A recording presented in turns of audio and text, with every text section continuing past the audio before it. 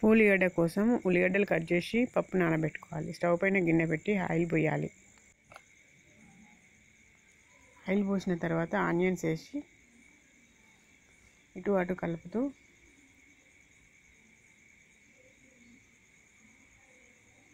ఉప్పు వేస్తున్నాను. కలిపి మూత పెట్టి కాస్త మగ్గించాలి. కాస్త మగ్గిన తర్వాత తీసి కరివేపాకు వేయాలి.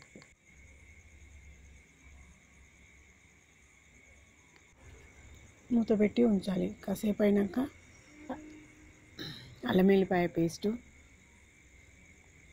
వేసి కలిపి మరొకసారి మూత పెట్టాలి. మళ్ళీ మూత తీసి పసుపు వేయాలి. కలిపి మళ్ళీ ఒకసారి మూత పెట్టాలి. ఒక నిమిషం తర్వాత మూత తీసి కారం వేస్తున్నాను. కొంచెం సాల్ట్ సరిపడంత కలిపి మూత పెట్టి పప్పు వేయాలి. నానబెట్టిన పప్పు వేయాలి.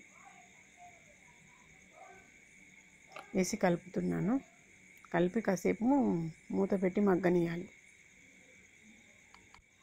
ఇలా మగ్గిన తర్వాత ఒకసారి తీసి కలిపి ఇప్పుడు కొంచెం గ్లాస్ వాటర్ పోసుకోవాలి.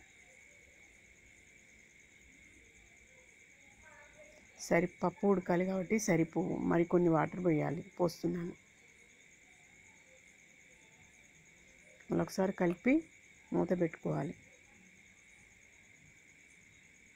కొంచెం స్టవ్ పెద్దగా చేసి మళ్ళీ ధనియాపిండి వేసి మూత పెట్టి కలిపి మళ్ళీ ఒకసారి మూత పెట్టాలి. ఇలా మూత పెట్టిన 2 నిమిషాల తర్వాత మూత తీసి చూడాలి. ఆల్మోస్ట్ ఉడికిపోయింది. పప్పు ఉల్లిగడ్డ తయారీ.